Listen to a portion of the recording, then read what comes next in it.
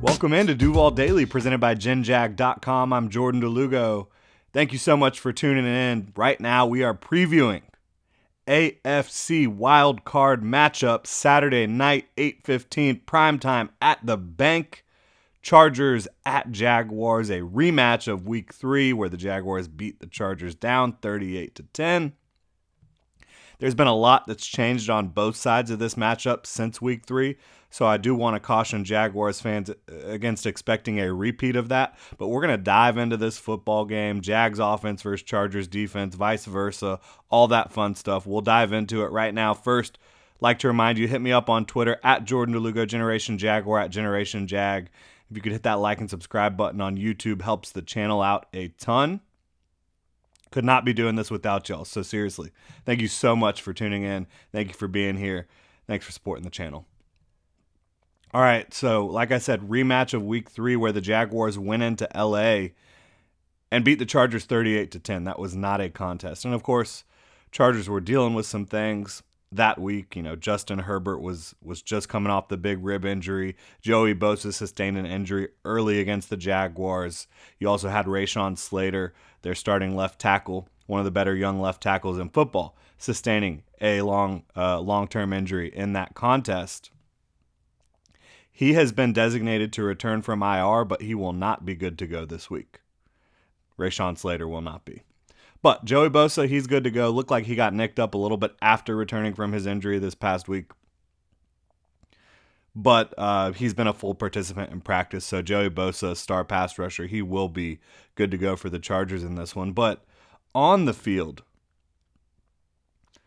I'm just excited to watch these two offenses. I mean, there's a lot that goes into this football game. A lot.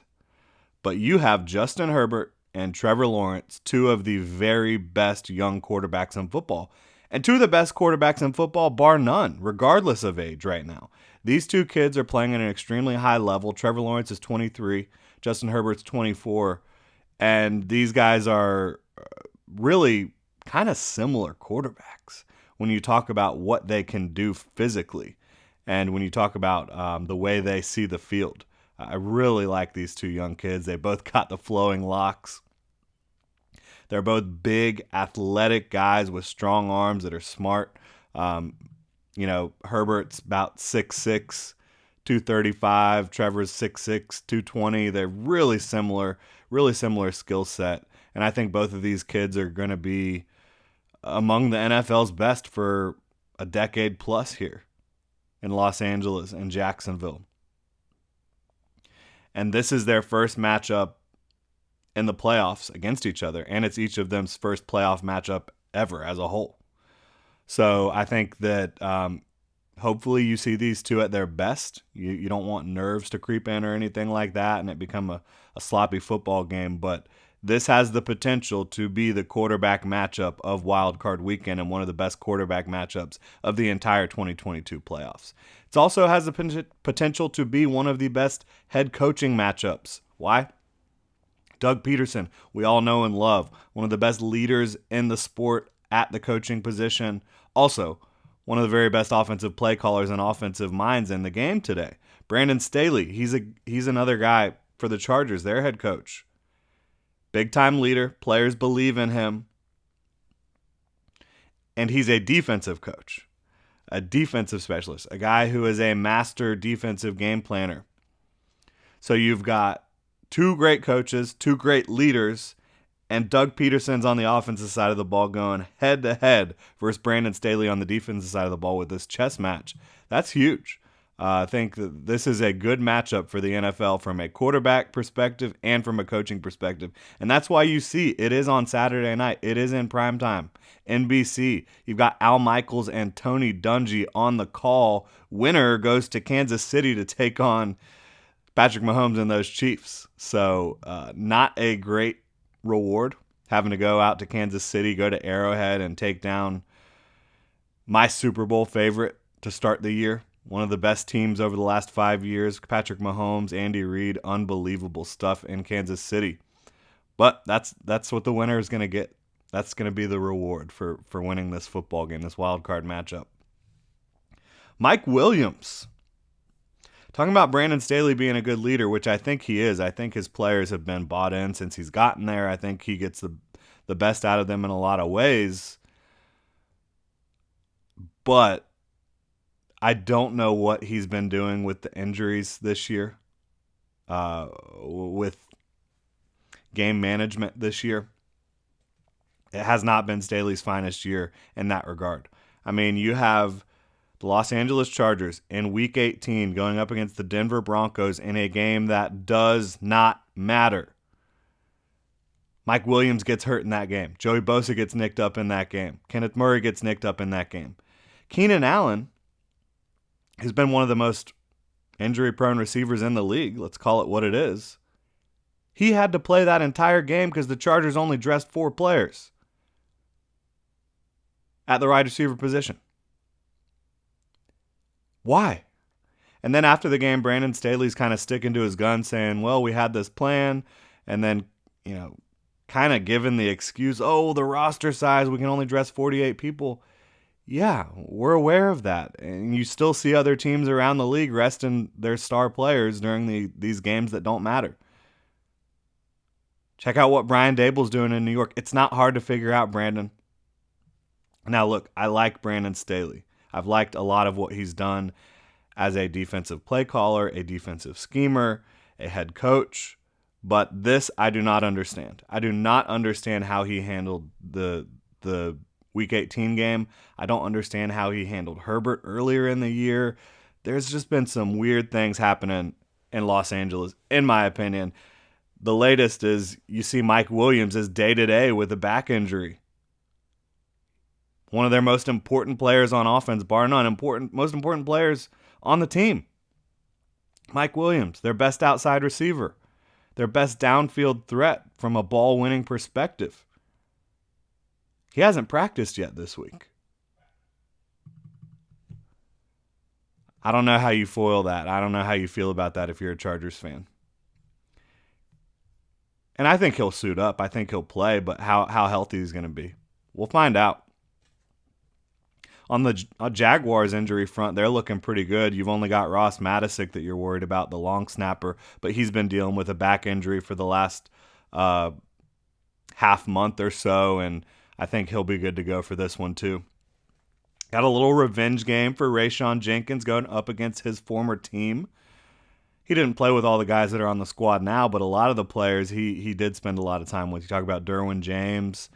They played together for a while. So a little bit of a revenge game for Rayshon Jenkins here. See if he's able to come up with some more magic for the Jaguars defense. This is a guy that has had 2 game-winning plays over the last 5 weeks. Jamal Agnew's been named the Jaguars' 6th captain of the week. Well-deserved, in my opinion. This is a guy who has battled through injury this year, battled to get back from injury throughout the offseason, and you see him have his best performance. Even though he didn't score a touchdown, that was one of the best performances of his career last week as a returner. Both punts and kicks, he was getting it done consistently. It seemed like he was getting 30, 40 yards on every return. So Jamal Agnew being the 6th captain this week, very well deserved for him. Jags are going to be wearing teal tops, white pants. So you can call it a teal out again if you want. I would definitely recommend trying to wear some teal. It is going to be a cold one in Jacksonville on Saturday night. So dress accordingly. Make sure to look at the weather app before you head out there. Stay warm, Duval, for sure. But getting into this, Jaguars offense, Chargers defense. Like I've said, Brandon Staley, he's one of the best defensive game planners in the business. The problem is they've got some weak points on that side of the ball from a personnel and a schematic standpoint. Their run defense is among the worst in football. They struggle to tackle all over the field. The linebackers, in my opinion, have been very meh. The interior has been fairly meh. Defensive interior. They do have Derwin James, who's one of the best playmakers in the league. At safety, he'll be moving all around the field. Michael Davis has come in for J.C. Jackson, and he's played really damn well at cornerback. So they've got a lot going on there. In the secondary, they've got some pieces they really like. Asante Samuel, they love him, but he's had some ups and downs, hasn't been great against the run, so they've been getting Jasir Taylor in there at times. Ja Taylor subs in a lot, and I think when he subs in, you can take advantage of him in coverage. So when you see him in the football game, if you're Trevor Lawrence and you're making checks at the line, you're like, all right, we got this. We shouldn't be running the ball on this one. We should be taking advantage of the coverage here. You talk about taking advantage of things. Doug Peterson is a master of exploiting opponent weaknesses. You've seen it all year. I have no reason to believe that doesn't continue against the Chargers defense, which, again, I've pointed out, they've got some weak points. So you've got Doug Peterson, one of the fastest weapons in the game at running back against a team that struggles to fit and defend the run and tackle. I think you like that matchup if you're a Jaguars fan. Like I said, pass defense is not perfect. I don't think that the linebackers are great in coverage. I think you can take advantage of Jasir Taylor. And look, they try, generally speaking, to put a shell on the field, a roof over the offense where you're not getting past this point. You're not getting explosive plays. And quite frankly, the Jags, they're probably going to be fine with that. This is a team that is comfortable with the quick game, comfortable with getting Trevor Lawrence getting the ball out of his hands in 2.3 seconds. You've seen him do that several times throughout this year. He's been one of the quickest to release the ball all year long, and that just shows comfortability with the offense, understanding the play design, and getting the ball out quickly, getting into your playmakers' hands, because the Jaguars do have athletes on that side of the ball. Jamal Agnew, athlete. Evan Ingram, athlete. Christian Kirk, athlete. They've got guys that can do it with the ball in their hands. Travis Etienne, So I wouldn't be surprised if the Jaguars just try to go super surgical offensively in terms of just snap, quick drop, get the ball out. That's really what the Chargers generally allow you to do. Now, will they have a different plan this week, the Chargers? Will they try to press you up a little bit more, which could force Trevor to hold on to the ball? They could try that. I think if they focus on that, Doug will probably exploit the man-to-man matchups and create some man beaters and win it that way in terms of, I'm not saying win the game, but, run the offense in that manner. I just can't wait to see how Doug handles this one, the early part of this one versus Brandon Staley. I think that chess match is going to be fantastic. Like I said, the Chargers try to press up a little bit more, get a little bit more aggressive with the Jaguars offense.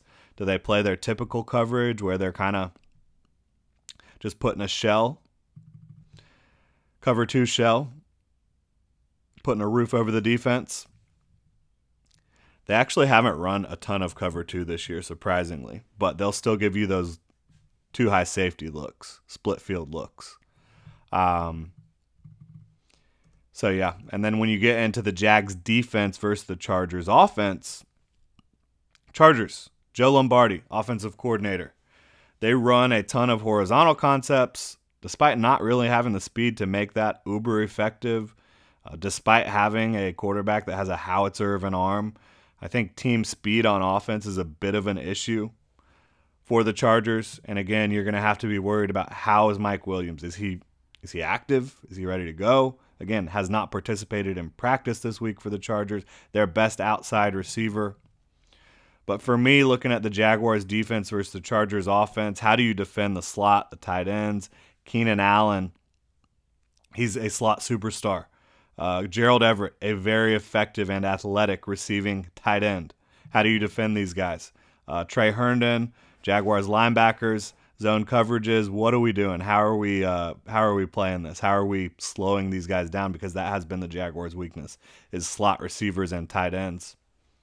Are there any weak points that you can kind of attack in the offensive line and pass protection? I think there are. In the Jaguars, they've got 16 sacks in the last 5 games. They've been on a tear with their pressure packages.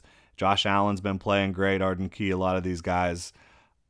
I think that honestly, the left side of the offensive line can be had a little bit when you talk about Matt Filer at left guard, Jamari Sawyer, who's a good young player I like a lot. He should probably be playing guard, not tackle. He should probably not be lining up against guys like Josh Allen, Trayvon Walker, but we'll see how that plays out. I'm curious how Staley tries to attack Mike Caldwell's defense here, and of course Joe Lombardi's the offensive coordinator, but Staley will have a hand in this plan. Do they turn to the run game with Austin Eckler?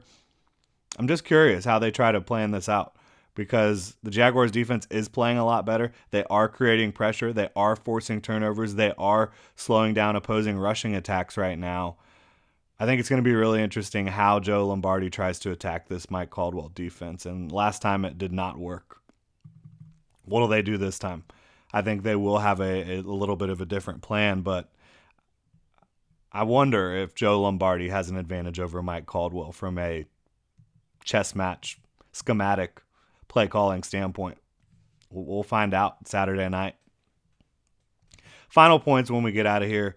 I've been talking about the chess match. I think this is one of the best coaching matchups of the weekend. I think it is the best quarterback matchup of the weekend with Trevor and Justin. Can't wait to see them on the field.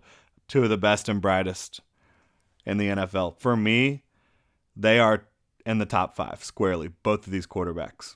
I think Justin Herbert is probably a little bit ahead of Trevor Lawrence right now, but he's a year older. He's more experienced. He's in his second year in this system, and he's had guys like Mike Williams, Keenan Allen to throw the football to.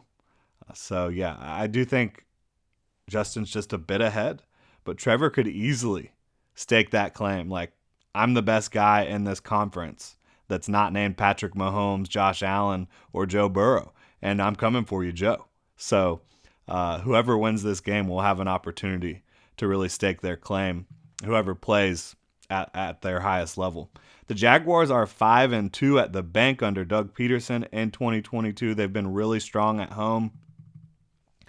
While the Chargers, they haven't beaten a single winning team on the road in 2022. They will be traveling. They will be 1 day short on rest. Talk about the Chargers played their game this past Sunday. The Jaguars played on Saturday. So the Jaguars have a little bit of extra time when you talk about they have an extra day and they don't have to travel. So the Jags definitely have the advantage in that regard.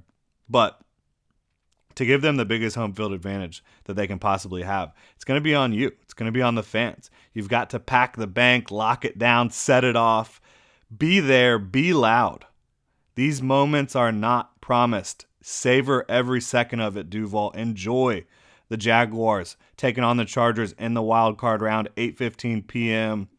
on Saturday night in prime time. I can't wait for it. I'll be there with a whole bunch of my friends, just enjoying this moment because it's been way too long since the Jaguars have been able to give this to their fans. We're in it. We're in the moment right now. Again, enjoy it, savor it, make the most of every single moment you have here while the Jaguars are on this wave. It's not guaranteed, folks. But that will do it. I appreciate you so much for tuning in. I'd like to remind you again, you can hit me up on Twitter at Jordan DeLugo. Let me know what you think about this matchup. You can also follow Generation Jaguar at Generation Jag. Check out genjag.com. We just dropped our latest division championship shirt, which kind of has that throwback vibe, old school logo on it. So you can go check that out, genjag.com/shop. You can also become a channel member here. And of course, hit that like and subscribe button if you enjoy the content. Thanks so much, Duval. Have a great Thursday.